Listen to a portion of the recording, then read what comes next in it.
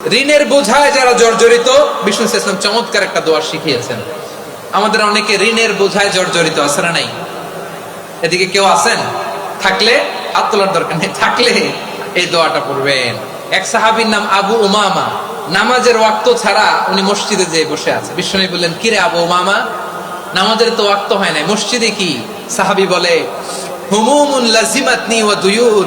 নবী গো, ঋণের বোঝায় এমন টেনশনে আছি, ঘরে থাকতে পারলাম না, মসজিদে চলে আসছে। বিষ্ণু বলেন, আমি কি তোমার এমন একটা দোয়া শিখাবো যেটা বললে আল্লাহ তাআলা তোমার ঋণের বোঝা হালকা করে দিবে? আবু উমামা বললেন, ইয়া রাসূলুল্লাহ, অবশ্যই শিখাবেন। বিষ্ণু বললেন, তাহলে তুমি পড়বা, আল্লাহুম্মা ইন্নী আউযু বিকা মিনাল হাম্মি ওয়াল হাযান ওয়া আউযু বিকা মিনাল জুবনি ওয়াল বুখল ওয়া আউযু বিকা মিন গালাবাতিদ দাইনি ওয়া কাহরির রিজাল। ও আল্লাহ, তোমার কাছ থেকে দুশ্চিন্তা থেকে পানাহ চাই, কৃপণতা, ভীরুতা, অলসতা, কার্পণ্যতা, এই সব কিছু থেকে, মানুষের কঠোরতা, আমার উপর মানুষের আধিপত্য এবং ঋণের বোঝা থেকে পানাহ চাই। এই দোয়াটা যখন বিষ্ণুনবী শিখাই দিলেন, আবু উমামা বারবার এই দোয়া পড়ে, আল্লাহুম্মা ইন্নী আউযু বিকা মিনাল হাম্মি ওয়াল হাযান ওয়া আউযু বিকা মিনাল আজজি ওয়াল কাসাল ওয়া আউযু বিকা মিনাল জুবনি ওয়াল বুখল ওয়া আউযু বিকা মিন গালাবাতিদ দাইনি ওয়া কাহরির রিজাল। আবু উমামা বলে, এই দোয়া আমি পড়তে লাগলাম। কিছুদিন পরে দেখা গেল বিষ্ণুনবীর শেখানো এই দোয়ার বদৌলতে আল্লাহ তাআলা আমার সব ঋণ পরিশোধের ব্যবস্থা করে দিয়েছেন। পড়বেন।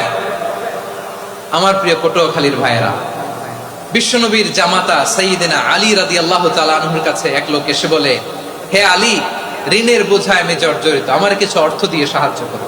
সাইয়্যিদিনা আলী রাদিয়াল্লাহু তাআলা আনহু বললেন, আমি কি তোমার এমন একটা দোয়া শিখাবো যেটা বিশ্বনবী আমাদের শিখিয়েছেন?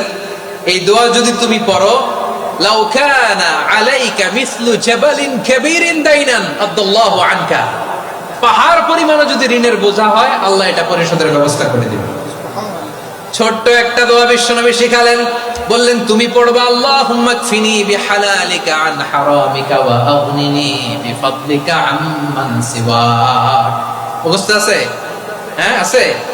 আল্লাহুম্মা কফিনি বিহালালিকা আন হারামিক, আল্লাহ তোমার হালাল দিয়ে আমাকে পরিতুষ্ট করো, হারাম থেকে বাঁচিয়ে রাখো, আর তোমার অনুগ্রহে মানুষের মুখাপেক্ষী যেন আমি না হই, আমি যেন সবসময় তোমার মুখাপেক্ষী হয়, ওই তৌফিক দিও। সুবহানাল্লাহ।